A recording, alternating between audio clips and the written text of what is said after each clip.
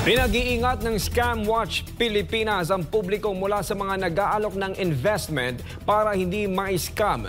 Samantala, aktres na si Neri Naig, pinalaya na ng korte matapos itong maaresto dahil sa umunoy pang-i-scam. Narito ang balita ni Margot Gonzalez. Kinumpirma ng Bureau of Jail Management and Penology o BJMP na pinalalaya na ng korte ang aktres na si Neri Naig na naaresto noong November 23 para sa kasong paglabag sa Security Regulations Code at syndicated estafa dahil umano sa panghihikayat ng publiko na kumuha ng investment sa ilalim ng kumpanyang Dermacare. Una nang sinabi ng SEC na hindi otorisado ang naturang kumpanya na magsulisit ng investment. Sinabi naman ng asawa ni Neri na si Chito Miranda, naging endorser lamang si Neri ng kumpanya. Naghain rin ng motion sa korte ang aktres, nagpapamasura sa kaso na kinatigan naman niya ng huwes.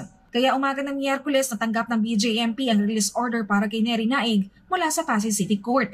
Ayon sa BJMP, palalabasin nila si Neri kung ilalabas sa kanilang verification process na wala ng pending cases o pending warrant ang aktres. Ito ay kasalukuyang nasa ospital para sa medical check-up. Hindi naman natin alam kung may mga naisang pa pang ibang kaso. So just in case, the BJMP has to conduct due diligence para hindi tayo makapagpalaya ng mga may mga reason pa to, diba? May mga legal reason to be still in detention. Samantalang Scam Watch Pilipinas, nagpaalala naman sa publiko na mag-ingat sa mga nanghihikayat ng investment para hindi maloko. Sa kaso ng Dermacare, napag-alaman na nasa mahigit 35 investors ang nagsampa ng demanda sa kumpanya at kay Naig matapos malamang hindi sila otorisado na magsolicit ng investment. Milyong-milyong halaga daw ng investment ang nilagak nila sa kumpanya. Ayon kay Scam Watch Pilipinas creator Josel de Guzman, pwedeng tumingin sa SEC check-up para ma-verify kung rehistrado sa SEC ang kumpanyang nag-aalok ng investment para hindi ma-scam. Itong app ng Securities and Exchange Commission, pag meron pong nag-invest ang nag-offer sa inyo ng investment, ang una nyo pong gagawin, itatype nyo lang po doon sa app yung pangalan ng kumpanya.